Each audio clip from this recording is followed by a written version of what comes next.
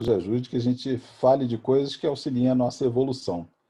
E está um período complicado sobre isso, né, para a questão da evolução, porque a gente está sendo conclamado a um tipo de trabalho que a gente não estava acostumado a ser conclamado, que é justamente o oposto, que é ficar em confinamento, né?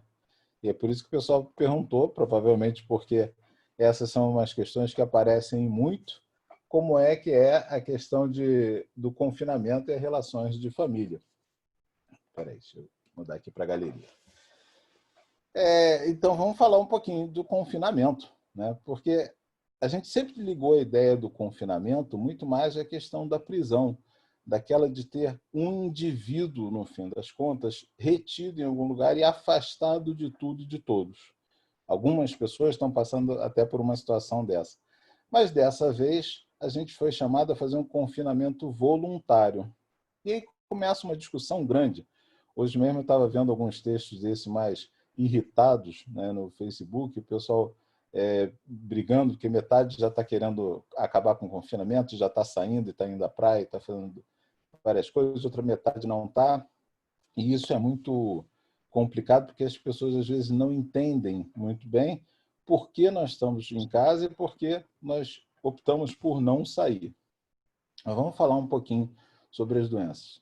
Uma outra questão que eu já vi trazerem à tona é muitas vezes a questão, né, das provas coletivas. Ah, poxa, essa pandemia é uma prova coletiva, ela, né, veio para todos nós mudarmos. Sim, é um chamamento à evolução. Eu sempre brinco com isso, assim, não é a doutrina espírita traz para a gente que não é pelo sofrimento que a gente evolui, mas sim pelo amor. A gente tem que evoluir aprendendo a compartilhar com outras coisas. E a questão das grandes doenças, essa não é nem a maior das que a gente já conheceu, né? A gente convive com epidemias já há muito tempo. Essa é a primeira pandemia. Eu vou fazer a diferença depois.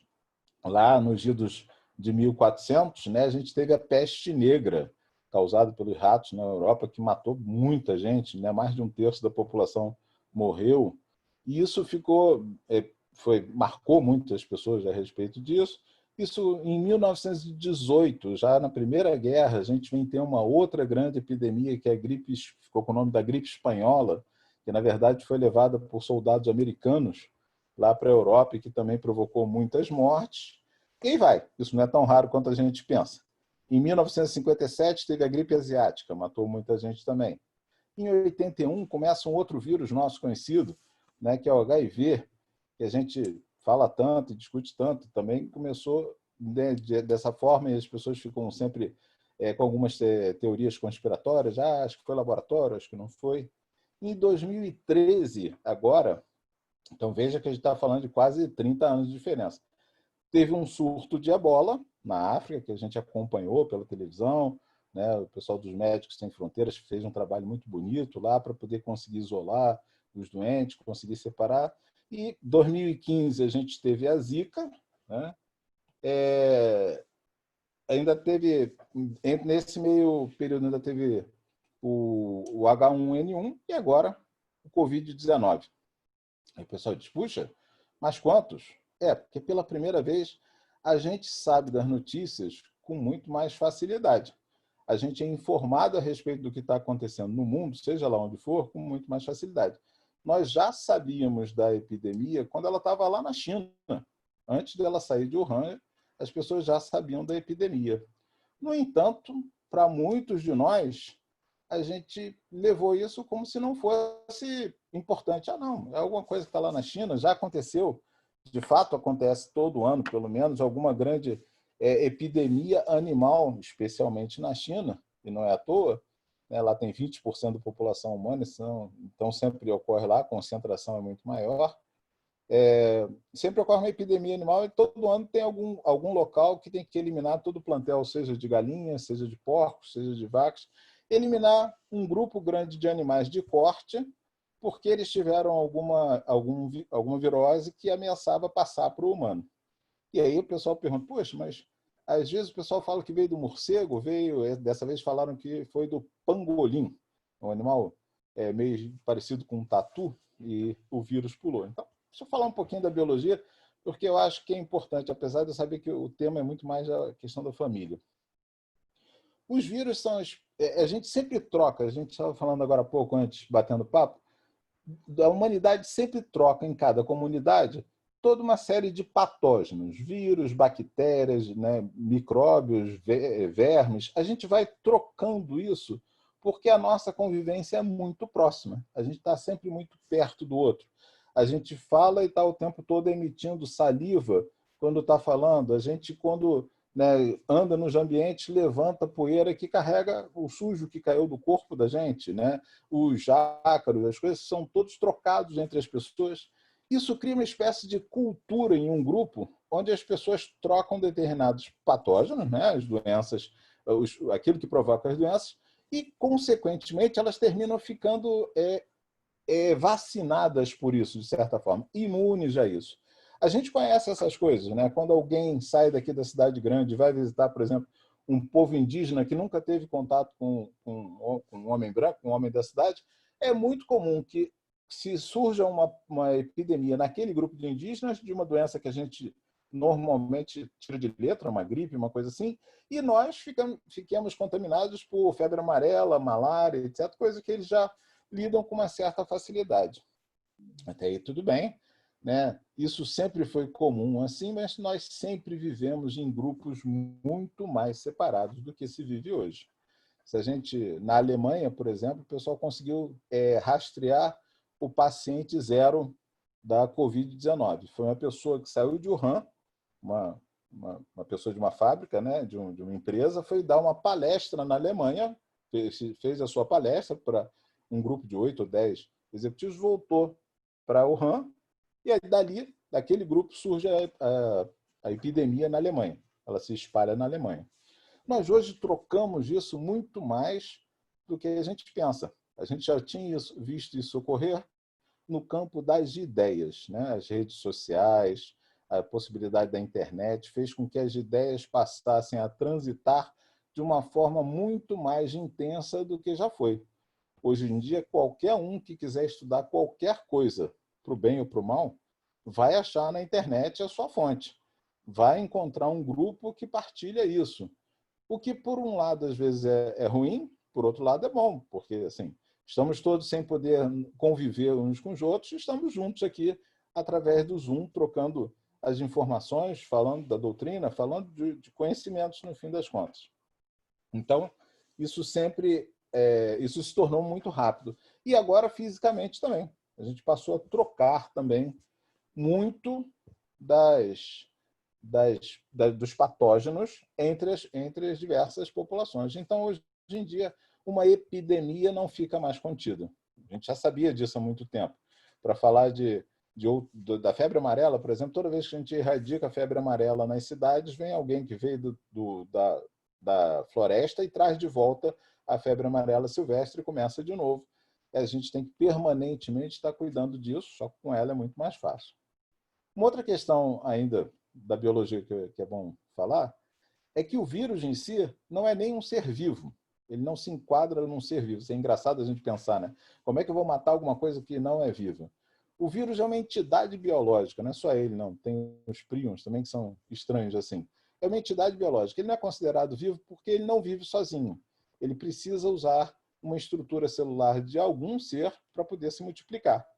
Daí aquela entidade biológica tem que ser preparada para encaixar exatamente no código genético de algum ser vivo, né? Então, por exemplo, um vírus que ataca um determinado animal, o pangolim, normalmente ele não ataca nenhum outro animal. Ele é especialmente para esse código genético.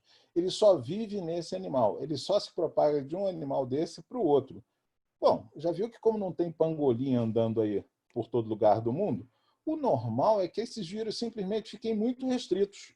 Então, ocorre um vírus de morcego lá na Ásia, e como os morcegos não costumam andar de um lado para o outro, fica só naquele grupo. Se o vírus chegar a ser mortal para eles, eles realmente morrem e pronto. A gente tem outras coisas assim. Os gatos, por exemplo, têm uma síndrome de insuficiência de imunidade, né? Que não passa para os humanos, não tem nada a ver com a AIDS da gente. Mas ela é parecido com esse ataca os gatos. A gente convive com gatos de uma maneira muito íntima e não tem problema. O que ocorre? Quando existe muita gente junta, e a gente descobriu isso já sabia disso com a gripe, quando existe muita gente de determinada espécie junta, isso facilita com que o vírus evolua.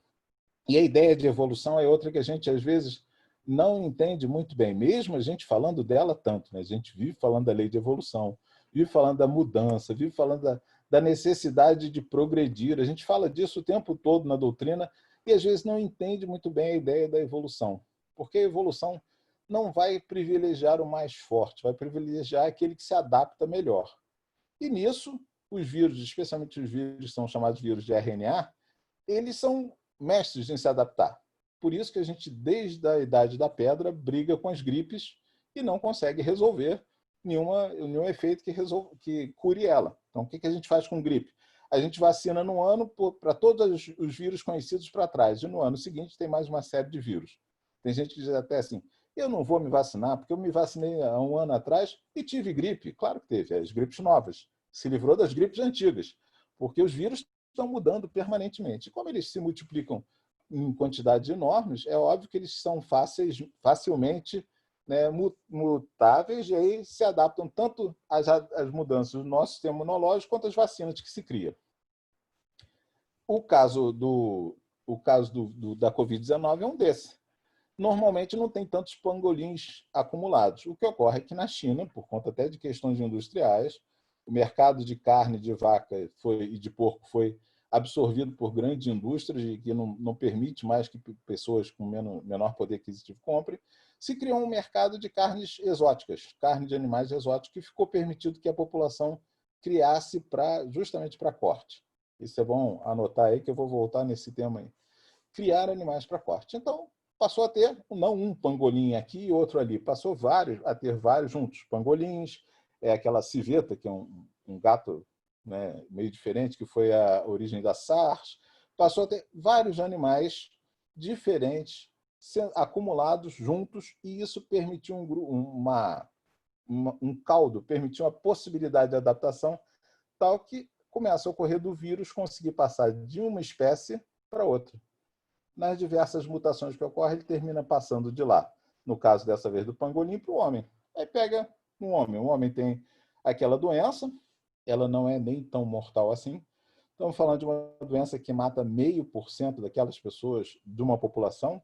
Então não é nem uma coisa tão mortal. Ninguém vai achar muito estranho.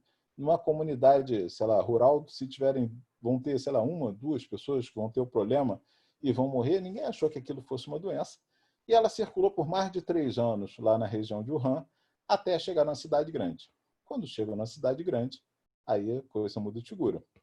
Se a gente falar do Rio de Janeiro, a gente tem mais de 10 milhões de pessoas amontoadas num pontinho no mapa. Esses milhões de pessoas permitem que não surja um doente, mas surjam vários. E aí foi o que ocorreu.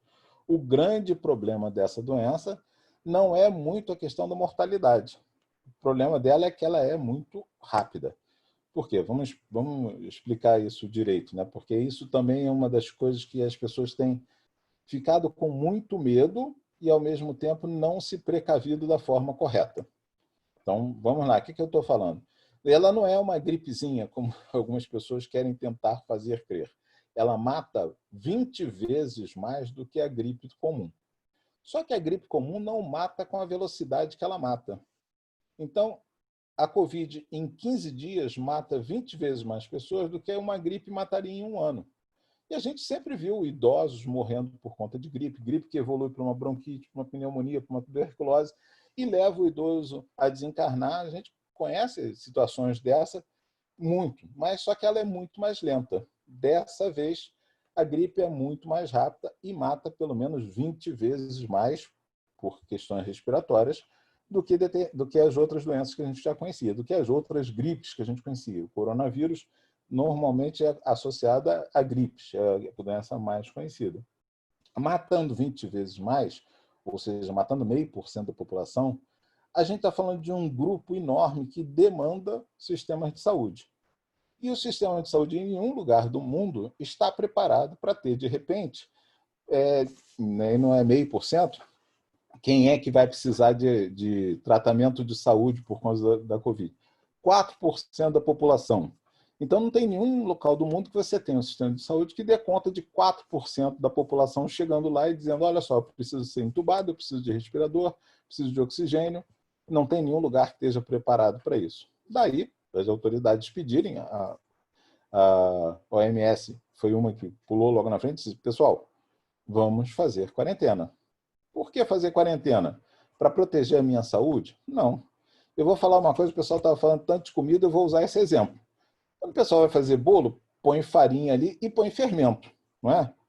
O fermento reage com a farinha, na verdade, ele vai consumindo a farinha e vai criando as bolinhas que fazem ficar aquela massa fofinha, gostosa, que a gente gosta no pão, no bolo, etc.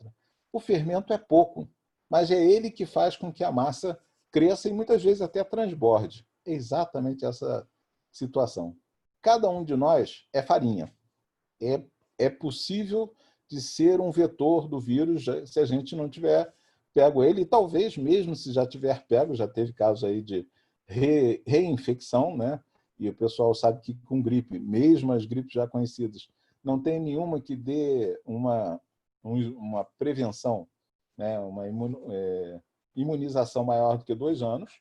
Então, assim, a gente é farinha, a gente é capaz de se tornar vetor para uma doença desse tipo, né? E como ela termina sendo muito contagiosa, porque ela passa um tempo em que a pessoa está assintomática e já está distribuindo o vírus, ela termina sendo muito complicada. O pessoal já estava falando, poxa, como é que vai ser o novo normal, etc. O novo normal vai exigir que a gente se preocupe com a saúde do outro. Não do jeito que a gente pensava normalmente. A gente sempre se preocupou com a saúde do outro, querendo cuidar da doença do outro. Então, eu via muitas vezes até gente indo, né, atender um doente ou coisa assim, tanto gripado, tanto tossindo, as pessoas iam, né? Eu brinco dizendo assim, eu já vi gente chegar para atender o público com... Ih, fugiu o nome. A doença infecciosa do olho, né? Assim. E a pessoa chegou lá, eu falei, está com conjuntivite. Como? Você está com conjuntivite? Ah, tô. Mas por que você veio trabalhar? Não, porque eu vim trabalhar, né? Afinal de contas, não podia descer. Não, eu falei, não, de jeito nenhum. Vai embora para casa, porque você atende o público. Se você for atender com conjuntivite, amanhã não vai ser só você, vai ser você e mais 20 pessoas com conjuntivite. Depois vai estar mais, né, 400, assim sucessivamente. Então, é desse jeito que vai. Nós estamos começando a se dar conta que a gente precisa cuidar não da doença do outro. Né? É claro que é importantíssimo eu ir atender a doença de quem já está doente, de quem já não está bem, de quem já está precisando de apoio e de cuidado. Mas é tão importante quanto isso eu cuidar da saúde do outro, que eu conheça ou não. Isso a gente nunca fez bem. A gente sempre tratou o outro que estava saudável como sendo alguém que não podia, né, não precisava de nada. Então a gente não cuidava, a gente saía tossindo na rua, a gente achava até estranho, né? Os japoneses costumam usar máscara quando estão resfriados, ou mesmo quando a poluição aumenta, eles costumam usar máscara, os chineses, japoneses têm esse costume. A gente sempre achava estranho, né? Olhava assim e dizia, poxa, que coisa esquisita, alguém andando de máscara na rua. Agora seremos todos. Né? Agora a gente está convivendo com uma pandemia e que faz com que ela se propague de uma forma muito fácil. A gente vai ter muito mais resultados positivos com o cuidado que a gente está tendo na pandemia na saúde pública, porque outras doenças vão reduzir também a sua propagação. A gente tem, por exemplo, tuberculose aqui no Brasil, que é endêmica. Né? A gente tem muita gente contaminada por tuberculose, só que ela mata muito mais, ela mata 4.000 vezes mais do que uma gripe comum, mas é muito mais lenta, você leva 10 anos para morrer, tem tratamento conhecido, então dá tempo de você procurar tratamento, se curar antes de chegar na fase de mortalidade. Então, vou voltar para lá. A gente está falando com alguma coisa que agora está chamando a gente para que a gente cuide da saúde do outro. Como? Não se expondo a ser um vetor da gripe. Por quê? Porque ela é mortal para mim? Não. Eu tenho 80% de chance de pegar ela se eu conviver, se eu estiver perto de alguém que esteja contaminado, que esteja na fase de estar propagando doença. Eu vou pegar essa doença. Dos que pegarem, desses 8 em cada 10, só 20% vai ficar um pouco mais grave, o resto vai ser assintomático, vai se sentir mal, vai sentir com a respiração difícil, vai tossir um pouco, e vai reagir à doença e vai passar por ela tranquilo. Esses 20% é que vão ficar graves, vai ser necessário ter um cuidado especial com eles.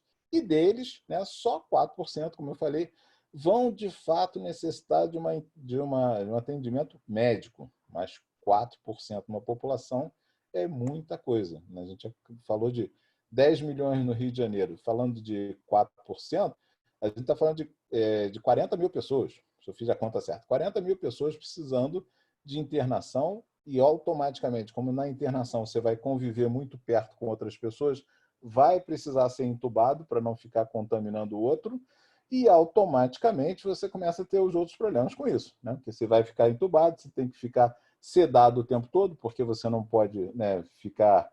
Se você estiver entubado e alerta, né, você começa a sentir o reflexo de jogar fora aquele tubo, de, né, vomitar o tubo fora. Então, você tem que ficar sedado e aí começa a confusão. Você não pode se alimentar direito, tem que ser alimentação por soro, o soro não consegue dar conta da alimentação, isso aí começa as situações mais complicadas, até que algumas dessas pessoas, cerca de 1 em cada 10, vão desencarnar por conta disso. Aí muita gente chega e diz assim, puxa vida, então deve ser, né, uma punição divina por algo que a gente fez. Bom, se fosse uma punição divina, e se a gente pensar na lei de causa e efeito, propriamente dita, e nas provações coletivas, o que a gente fez para que essa doença surgisse foi morar junto, foi juntar tantas pessoas. A gente foi criando cidades enormes, de fato. Essas cidades não são compatíveis com a saúde humana, a gente sabe disso, né? Tanto é que existem muitos locais em que a vida não é saudável, em que as pessoas não têm água potável, não têm esgoto, não tem... E eu não estou falando de interior, eu estou falando da nossa cidade, eu estou falando de bairros que são na zona sul do Rio de Janeiro e não tem isso. Se você subir algum dos morros da zona sul, você vai encontrar gente lá em cima que não tem água, não tem esgoto, não tem nada, nenhuma vantagem dessa. Não tem segurança, não tem saúde, não tem educação. E a gente tem sido conivente com isso durante muito tempo. Aí a pessoa vai dizer, não, puxa, eu? Como conivente? Eu não. Até ajudei.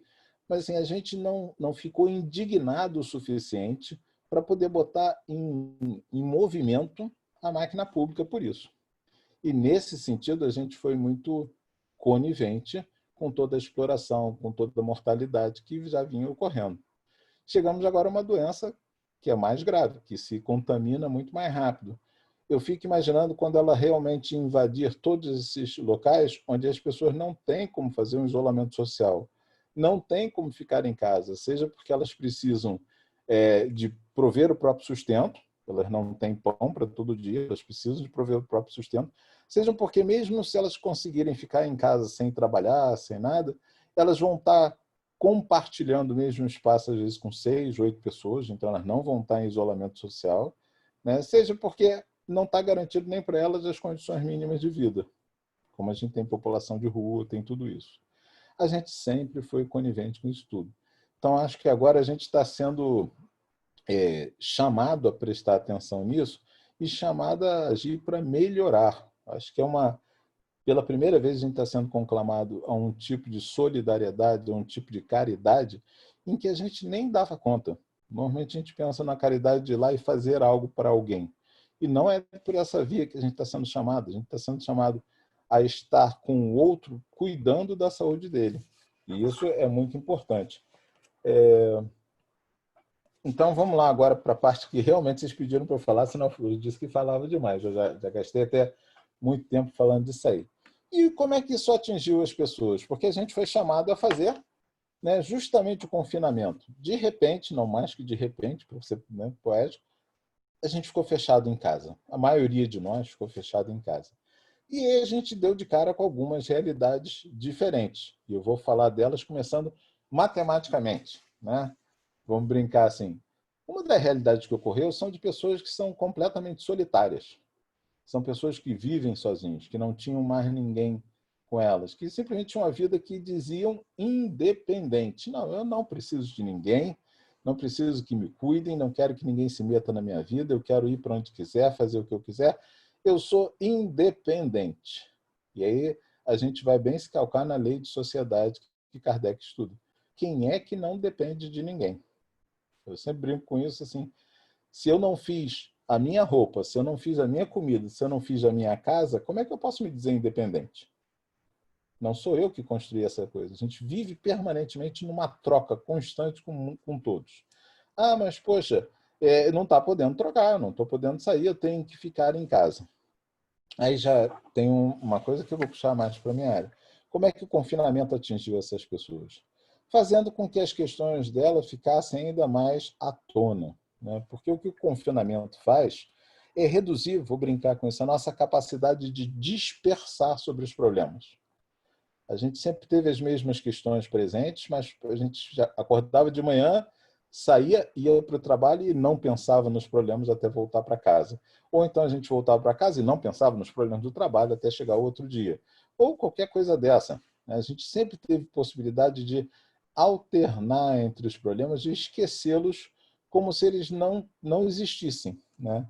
E a pessoa solitária estava nisso. Muitas dessas pessoas tinham um traço depressivo em sua personalidade.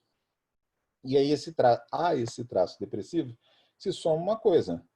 Nós viemos de animais gregários. Todos nós precisamos de pessoas iguais convivendo conosco. E aí a gente, de repente, foi levado a não ter essa convivência. Ah, mas tem, eu ligo o computador, eu ligo o celular e aí dou conta e falo com as pessoas. Não é verdade. A gente precisa de contato humano, de fato, a gente precisa estar perto. Por mais que isso substitua parcialmente, e hoje a melhor forma de ter, imagine se a gente tivesse nessa pandemia lá em 1918, ou mesmo em 68, não ia ter como ver ninguém, não ia ter como falar com as pessoas, não ia ter como fazer palestra desse jeito como a gente está fazendo aqui. Né? Essas foram epidemias que não tiveram de jeito nenhum esse suporte tecnológico que a gente teve. Graças a Deus foi ocorrer agora. Pois bem, mas ele não substitui totalmente, porque a gente, toda vez que está sozinho, se sente de alguma forma como não sendo aceitado pelo grupo. A gente se sente como se tivesse sido rejeitado. A gente se sente como se fosse inadequado. Né? O Oswaldo Montenegro tem uma música que ele brinca com isso, né? Todo mundo tem aquela impressão que vai escorregar a qualquer hora na frente da namorada. Né?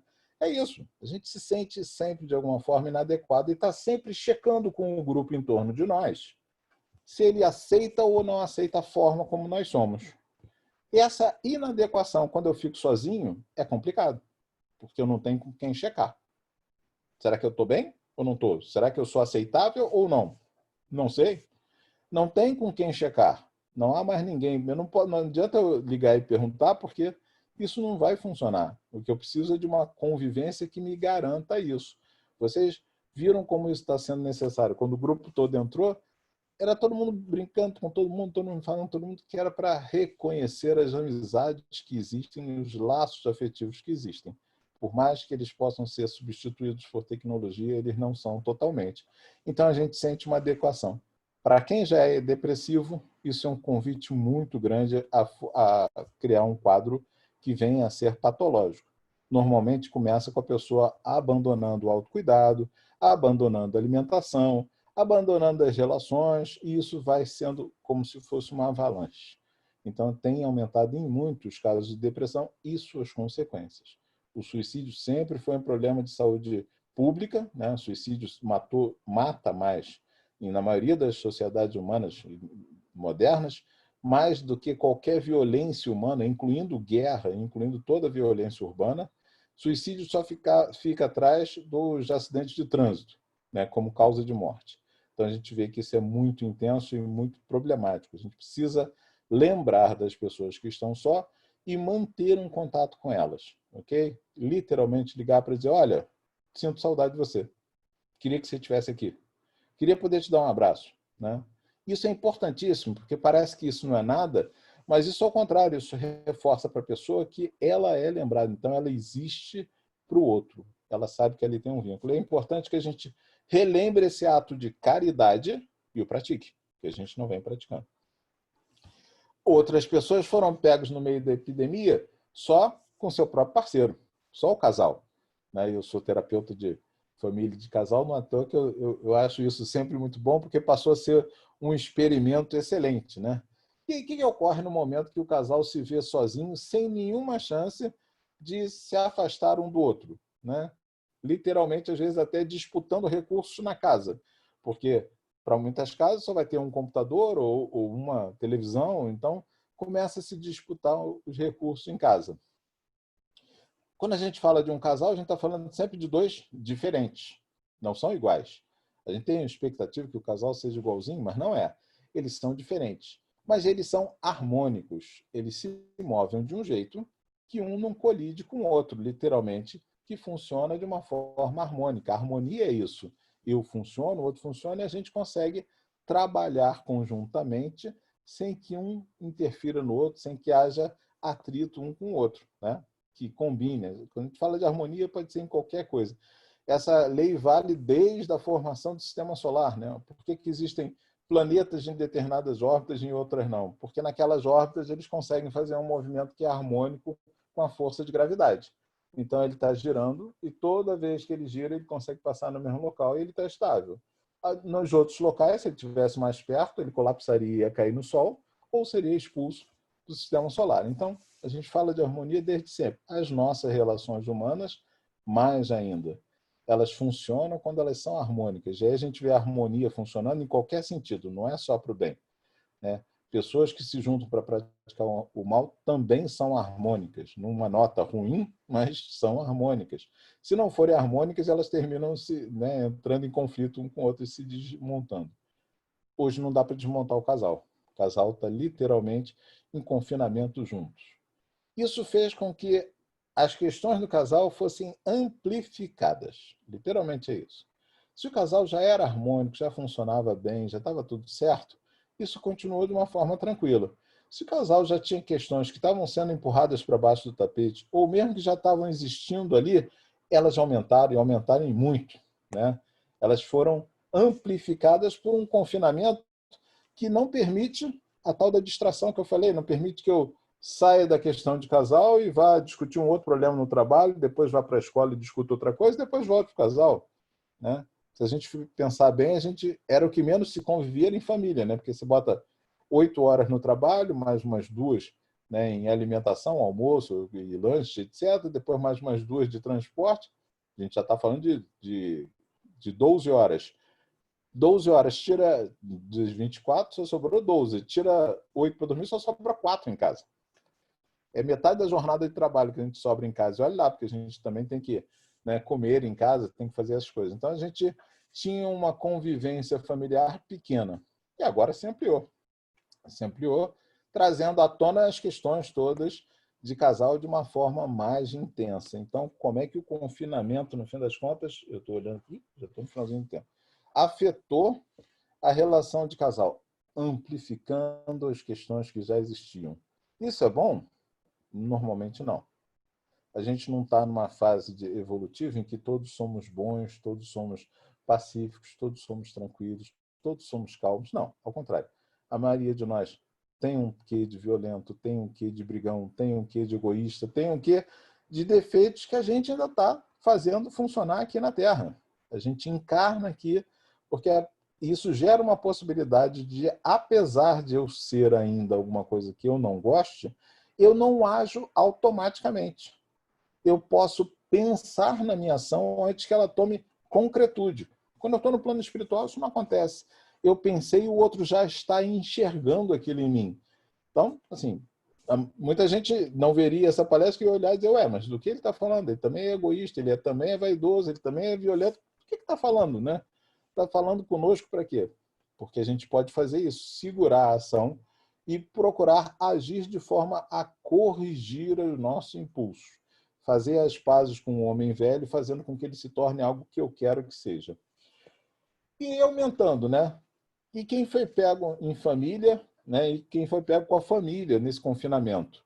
Ah, aí o pessoal vai dizer, puxa, que beleza, né? Porque aí tem, né, o par, tem filhos, deve ter sido uma maravilha. Eu tenho brincado que tem sido complicadíssimo, né? Porque, afinal de contas, além de continuar no trabalho, que virou online, né?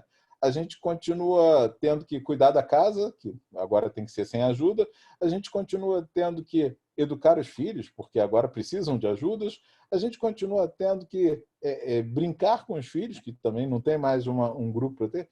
Resultado, né? A violência, exatamente, a violência disparou, né? A violência doméstica disparou nos lugares porque isso virou um estresse muito grande.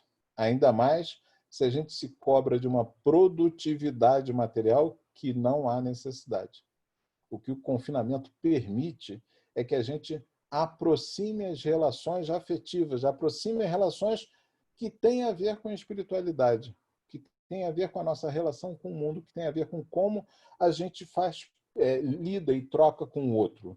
Né? Então, não é justamente para a gente ficar tão preocupado com a parte de produtividade.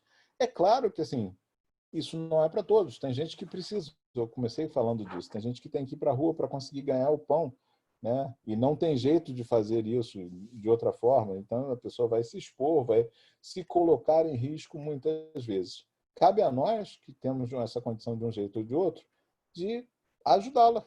Ajudá-la da forma que for, desde o material, como ao suporte, como eu falei, né? A gente não deixar essas pessoas de lado, a gente buscar os amigos, a gente fortalecer os laços afetivos, né? E, especialmente, se munir de toda a paciência possível, porque a gente vai ser justamente levado a ter as questões que ainda estão mal resolvidas trazidas à tona, em qualquer sentido. Pode escolher a área que for, pode ser no egoísmo, porque você de repente vai se ver disputando, sei lá, até o último pedaço de bolo, né? Você diz, meu Deus, não sabia que era tão egoísta assim por causa de um bolo, não precisava disso, né? Mas agora não está fácil de ir lá e mandar trazer outra coisa parecida, o jeito é disputar ele mesmo. Você vai se ver muitas vezes em questões de preguiça, não quero fazer, não quero dividir tarefas, mas não tem como, a gente tem que fazê-lo, né? Então a gente está sendo chamado agora a um tipo de caridade completamente diferente. E mais ainda, o que acho que ficou esfregado bem na nossa cara com essa pandemia foi a questão de que aquela história de que eu não posso fazer nada é completamente mentira. São as pequenas ações que são de fato transformadoras no mundo. É o fato de eu não me colocar como sendo massa para poder transmitir o vírus que faz com que a gente possa lidar com essa crise de uma forma razoável, no que não venha a ter 1 milhão de mortos por conta disso. Então, é justamente o oposto que a gente sempre disse. A gente sempre fica esperando uma atitude heróica. Isso é tanto que eu brinco dizendo assim, que a gente narra a história de Jesus em cima do mito do herói. Então ele veio e salvou a todos. Não, ele não salvou a todos. Ele mostrou o caminho, como diz uma música espírita. Ele disse, olha, quem quiser, é esse o caminho. É tratar as coisas de uma forma eficaz e suave. É buscar uma ação que seja de fato transformadora e não uma ação que seja só mantenedora daquilo que já existe. Então é isso que ele veio nos chamar e que a gente há 2000 anos não faz muita coisa com isso.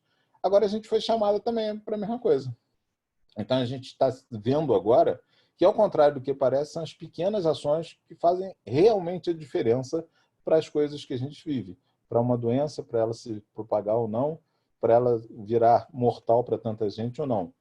De novo, vamos voltar para o normal, que a gente ainda não sabe como é. O pessoal está me perguntando, puxa, como é que vão ficar as casas espíritas? Talvez a gente tenha que ficar online por um bom tempo, né? Até que essa vacina estabilize, até que tudo resolva.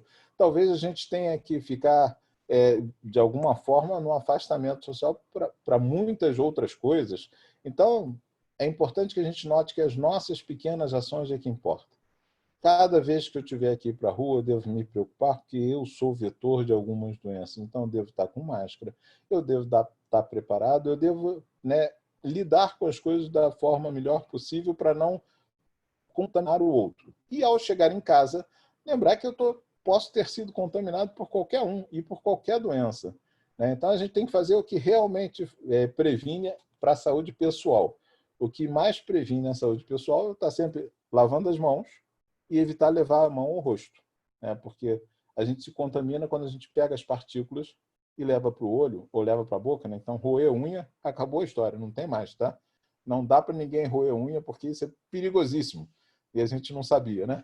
Então, para proteção individual, para reduzir o risco de contaminação é isso. Lavar as mãos, evitar tocar a mão no rosto, pequenos gestos, né? E para proteger a saúde do outro, reduzir ao máximo a possibilidade de contaminá-lo. Então, falar sempre de uma forma protegida, né? Se não estiver espirrando, tossindo, qualquer coisa, ficar em casa, é um outro tipo de caridade, é um outro tipo de preocupação com o outro que a gente não tinha. A gente estava sempre ligado na ideia do herói, né? Eu vou resolver o problema do outro. Cada um tem que cuidar para que o outro possa resolvê-lo. As coisas pequenas, como disseram aqui, são justamente esses pequenos atos que são, de fato, transformadores na humanidade. A gente está sendo chamado a cuidar dos pequenos atos, cuidar das pequenas coisas. Agora a gente precisa cuidar das flores e não da floresta. Então a gente precisa estar atento para isso. Acho que eu passei até do tempo, né? Não sei quem tá na direção, acho que pediu uns 40 minutos, foi mais ou menos isso, né? Não, tudo bem, foi dentro. Vou até abrir, aí, acho que dá tempo para perguntas, para quem quiser ou não? Acho que dá. Se alguém quiser fazer uma pergunta, tudo bem. Bom, acho que não tem perguntas.